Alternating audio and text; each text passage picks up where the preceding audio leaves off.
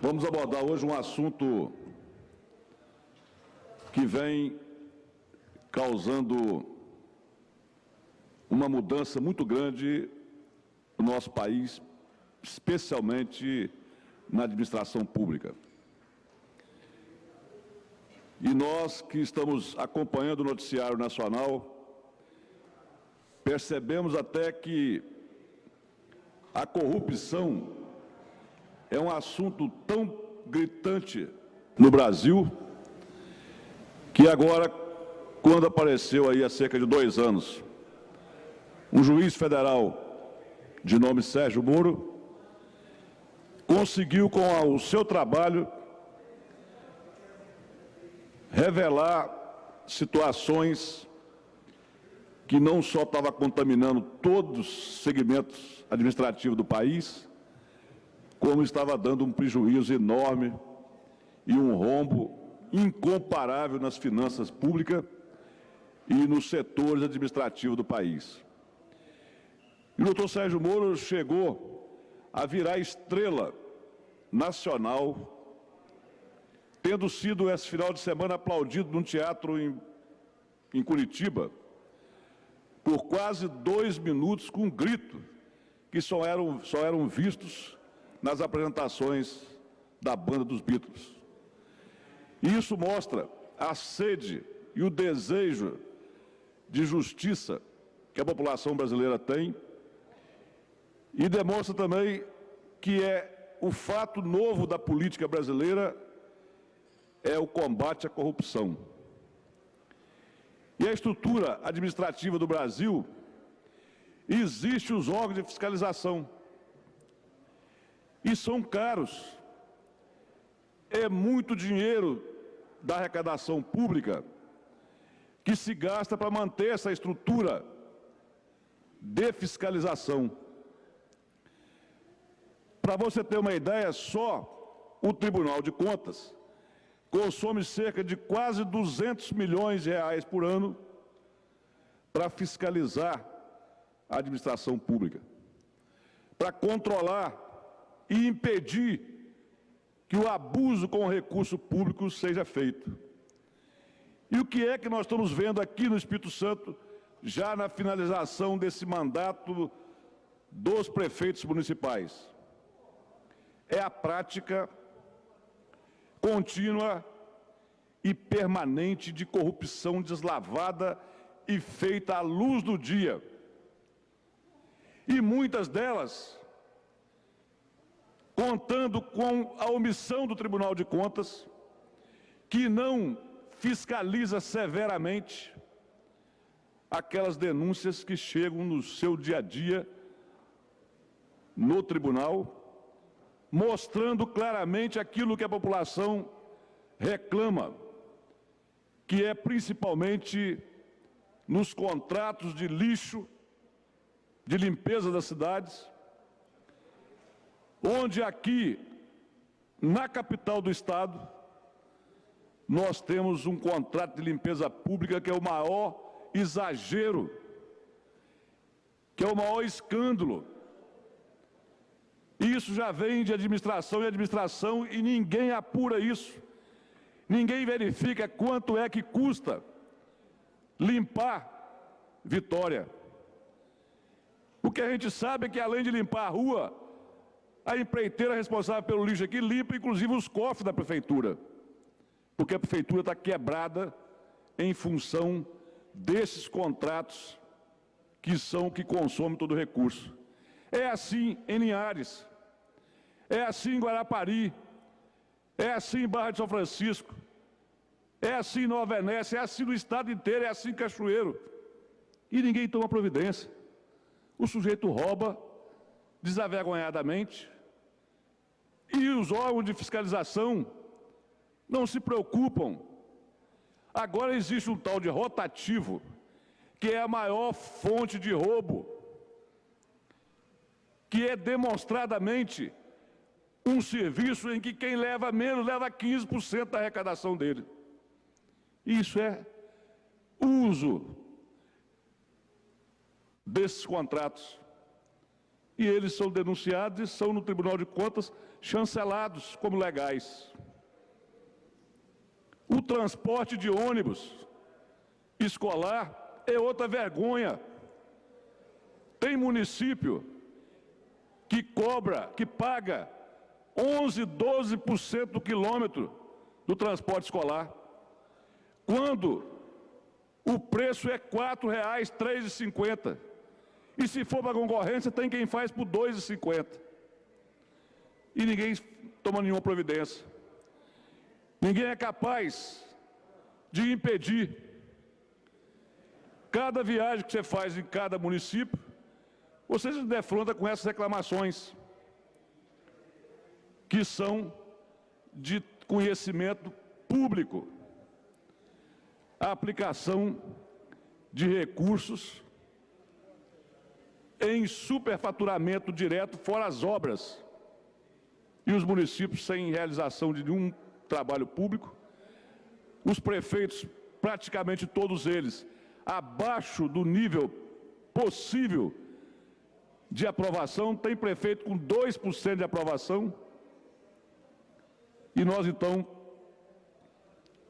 fazemos esse apelo às autoridades, que passem a não esperar o crime acontecer, não esperar aquele mau administrador se enriquecer para depois tomar providência. É preciso que os órgãos de fiscalização ajam com antecipação, que apurem os processos de licitação, que verifiquem se aquilo está dentro do preço de mercado, para não permitir que aquilo seja executado e depois de tudo executado, o dinheiro ter sumido, fazer o trabalho de punição. Até porque o índice de devolução no Tribunal de Contas é menos de 10% do que ele condena. É menos de 10% do que ele condena. E nós não podemos ver isso sem fazer essa reclamação, porque na prática o que acontece? Quando a crise vem como veio agora, de onde sai a solução? É punir os servidores efetivos. Porque ninguém tem coragem de demitir os comissionados. Ninguém tem coragem de cortar os contratos. Ninguém tem coragem de cortar o custeio. E nós ainda temos aqui no Espírito Santo agora esse novo exemplo, de que quem faz tudo certinho como a Assembleia Legislativa fez, tem que ser punido. E a Assembleia, nesse LDO que está aqui, está sendo punida porque fez o dever de casa, fez economia e deu exemplo. Porque isso, na verdade, se esse orçamento for aprovado, nós vamos dando aqui, o carimbo de que vale a pena você não cumprir, vale a pena você não contribuir em fazer economia para dar exemplo para os outros poderes. Vai chegar aqui, talvez amanhã, o projeto do Judiciário. Sem conhecer o projeto, com certeza eu imagino que os cortes para resolver o problema do Judiciário não vão estar em cima dos comissionados, não vão estar em cima do custeio, vão estar em cima dos funcionários. É isso que nós precisamos de ver, é que mudou os tempos, mudou a economia, não dá mais para ter inchamento de folha, não dá mais para ter contrato superfaturado, não dá mais para ter despesas desnecessárias, porque essas despesas, esse tanto de gente que não são os efetivos, que não são a estrutura do poder, é que acabam criando essa instabilidade na administração pública. E nós precisamos contar com todos aqueles que querem o bem da administração pública e que querem a administração pública realizando obras. Nós temos que denunciar a corrupção, porque existe um sentimento impregnado na administração pública de que as pessoas querem cada vez mais solapear o patrimônio público. São muito poucas pessoas que querem tratar o poder público como um poder do conjunto da sociedade. A maioria quer tratar como um poder da pessoa que está gerindo.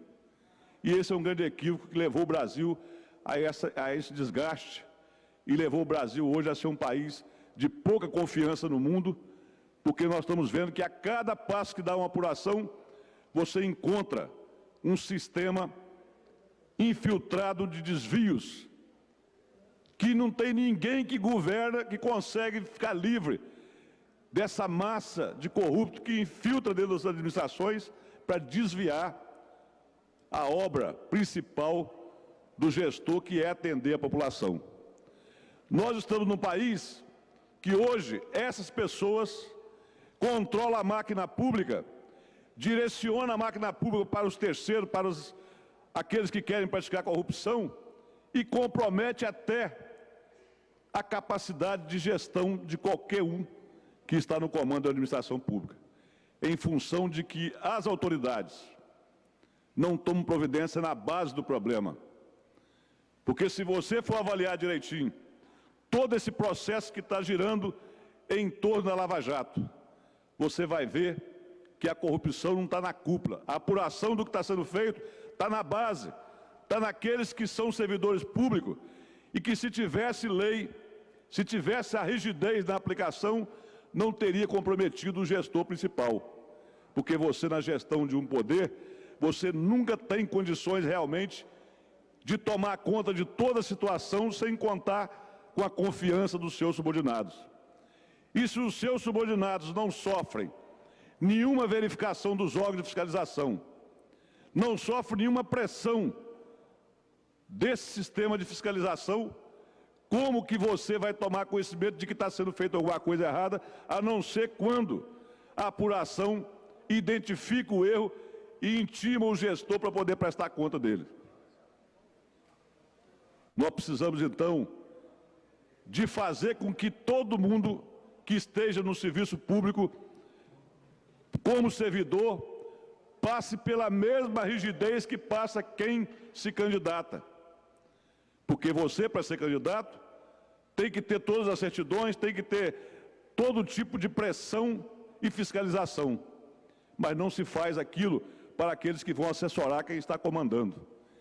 E essa massa de inteligência do mal no Espírito Santo e do Brasil é que entram dentro do poder te jurando fidelidade, te jurando trabalhar honestamente, e que, quando você descobre, infiltra junto com a máquina da corrupção e te causa um transtorno que você, às vezes, perde a condição de continuar na vida pública em função daqueles erros que foram cometidos, que começam pequenininhos, mas que contaram com a contribuição daqueles que são obrigados a fiscalizar e que não fiscalizam. É comum e é até possível que um prefeito, pensando que está fazendo bem, sendo traído às vezes por aquele que lá na ponta do problema, na licitação, na assinatura do contrato, lhe jure lealdade e que está tudo certo, e que, fazendo errado, vai comprometer a sua honra na administração.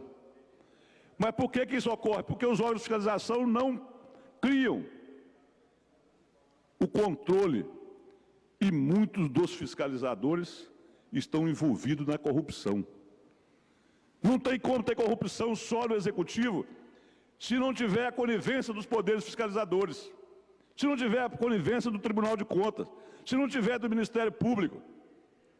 Não é possível uma gestão sofrer uma apuração severa ao ponto de ser julgado responsável se não tiver os meios de fiscalização na base do problema participando daquilo. E a gente sabe que muitos problemas são com autoridades coniventes com safadeza. E aqui a gente tem um caso que pode ser citado como comprovação disso, que é o caso de Itapemirim, onde as autoridades se juntaram para ajudar a solapiar o dinheiro do município e estão fazendo, inclusive, documentos e dando atestado de que está tudo certo, quando, na verdade, se vai apurar. Tem, por exemplo, terreno que vale 100 mil comprado por 1.200.000. Isso na cara da sociedade.